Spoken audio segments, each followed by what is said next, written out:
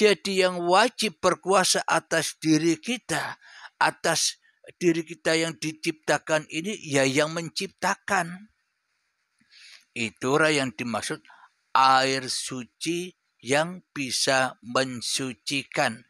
Itulah yang dimaksud ma'ul hayat, air kehidupan. Supaya jiwa-jiwa yang mati ini bisa hidup kembali.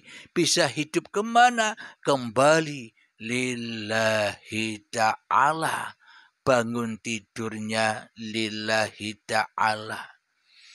Duduknya lillahi ta'ala, berdirinya lillahi ta'ala, beranjak ke kamar mandinya lillahi ta'ala, mandi di kamar mandi, membersihkan badan-badannya lillahi ta'ala, berpakaian lillahi ta'ala, sholat ibadah lillahi ta'ala, makan minum lillahi ta'ala, berangkat bekerja lillahi ta'ala, naik motor, naik mobil lillahi ta'ala, dan di kantor, di ladang, di sawah lillahi ta'ala. Otomatis semua perbuatannya adalah suci, bersih dari pengakuan-pengakuan diri manusianya di dalam hatinya. Kenapa? Karena sudah minum ma'ul hayat. Kenapa? Karena sudah terbaiat hatinya. Karena manusianya sudah ditanggalkan. Sehingga yang ada hanya yang maha suci, yakni uripe Allah sendiri yang berperan atas manusianya. Itulah aplikasi dari la haula wala quwata illa billah.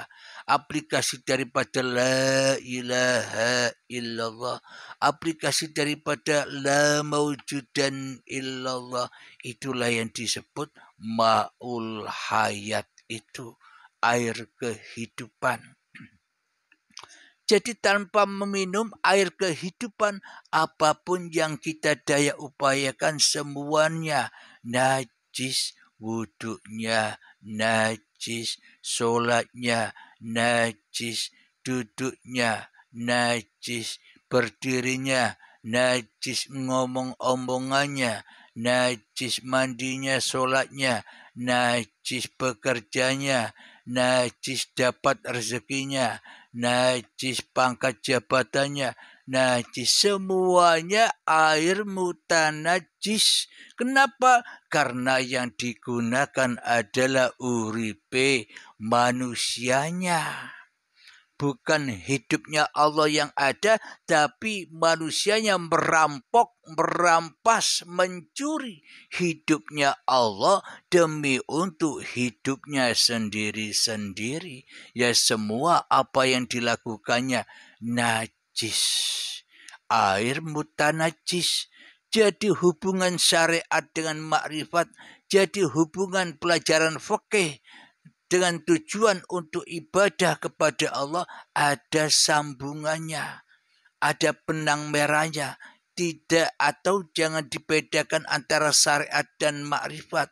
Syariat itu jalan untuk menuju makrifat. Syariat itu simbol-simbolnya makrifat, yakni manusia-manusia kita inilah simbol-simbolnya Tuhan itu sendiri. Manusia kita inilah bayangan-bayangannya Tuhan itu sendiri.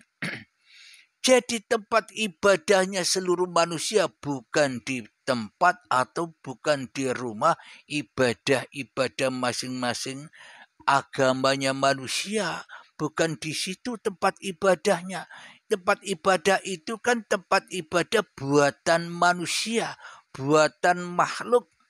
Jadi untuk beribadah adalah masuk ke tempat ibadah yang mana tempat ibadah itu buatan atau ciptaannya Allah langsung.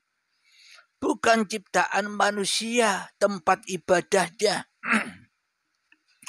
Di manakah tempat ibadahnya, tempat beribadatan manusia, yakni ke dalam apa yang diciptakan, bukan diciptakan oleh makhluk, yakni tapi diciptakan oleh Allah langsung, diciptakan oleh Allah sendiri. Di mana ibadah itu? Di mana rumah ibadah itu tempatnya? Rumah ibadah itu tempatnya ada pada masing-masing hati manusia. Itulah tempat ibadah yang agung, yakni tempat ibadah di dalam tempat wadah yang dibuat langsung, yang diciptakan langsung oleh Tuhan, oleh Sang Pencipta. Jadi disitulah tempatnya untuk minum ma'ul hayat.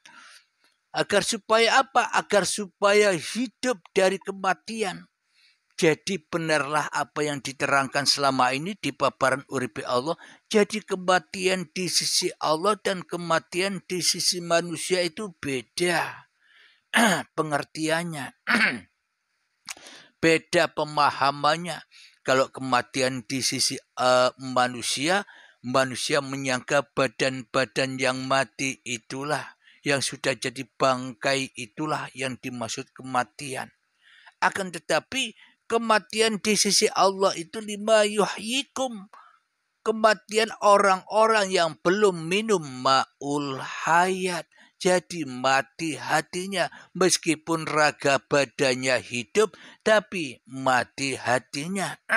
Bila mati hatinya, apa gunanya hidupnya badannya?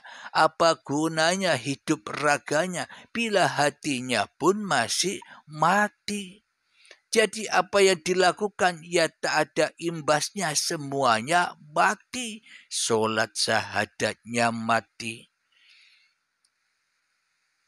Bersucinya mati, zakat puasanya mati, hajinya mati, pekerjanya mati, solatnya mati, zikirannya mati. Kenapa? Karena yang diminum hanyalah air setan, ma'us syaitan, pengakuan manusianya atas apapun yang dilakukan manusianya. Itulah ma'us syaitan, airnya setan. Untuk apa diminum airnya setan selama ini? Agar kita tidak bisa masuk ke tempat peribadatan. Supaya kita tidak bisa masuk ke dalam diri kita, yakni tempat ibadah yang diciptakan langsung oleh Allah. Agar supaya apa? Agar supaya setan-setan ini menghalang-halangi untuk masuk ke dalam tempat ibadah, untuk masuk ke dalam tempat persujudan. Jadi kenapa setan ini menghalang-halangi manusia kembali kepada kepersujudan Tuhannya? Karena manusianya masih mati hatinya, dan yang jadi setan ya manusianya, yang jadi iblis ya manusianya, yang jadi dajjal ya manusianya, yang jadi jin yang dari api ya manusianya. Apinya masih ditaruh di dalam tempat peribadatan ini. Neraka, ketika diri manusianya masih ada, itulah neraka. Itulah api-api yang membakar hati setiap manusia, yang bagi orang yang belum meminum ma'ul hayat, yang belum terbaiat hatinya, yang belum belajar ilmu hakikat dan makrifat, maka tak akan pernah sambung syariat dan makrifat bila manusianya belum minum ma'ul hayat. Jadi manusia yang belum meminum ma'ul hayat itu membedakan antara syariat dan makrifat. Kenapa? Karena minum ma'ul hayat itulah penyambung antara syariat dan makrifat. Ketika manusianya sudah terbaiat hatinya, sudah meminum ma'ul hayat, maka ia akan tahu, maka ia akan ngerti, sambung bahwa syariat ini yang selama ini kita lakukan bukan syariatnya makhluk yang tidak bisa apa-apa. Akan tetapi syariat yang kita lakukan selama ini semuanya syariatullah. Tuhan yang menciptakan tiap-tiap diri manusia, bukan menciptakan manusianya saja. Allah, Tuhan juga menciptakan napas manusianya, juga menciptakan duduk manusianya, juga menciptakan berdiri manusianya, juga menciptakan kalam-kalam manusianya, juga menciptakan pendengaran manusianya, juga menciptakan pikiran-pikiran manusianya, juga menciptakan perasaan rasa-rasa di dalam dada manusianya, juga menciptakan pekerjaannya, juga menciptakan sholat ibadahnya, juga menciptakan pangkat jabatannya. Semuanya hanya Allah. Itulah yang dimaksud minum ma'ul hayat ketemu lillahi ta'ala. Maka teraplikasilah inna sholati wa nusuki wa mahyaya wa mamati lillahi rabbil alamin. Bukan linnas, lillah. Bahwa sholat itu milik Allah, bukan milik linnas, bukan milik manusia. Bila manusianya sholat dan merasa memiliki sholat, berarti manusianya ya manusia yang mati. Bila manusianya merasa ibadah, itulah manusianya yang mati. Bila manusianya merasa dirinya hidup, itulah manusia yang mati. Kenapa? Karena jatuhnya kepada linafsi, bukan lillahi rabbil alamin. Karena manusianya masih menjadi setan, maka tidak akan pernah meminum ma'ul hayat.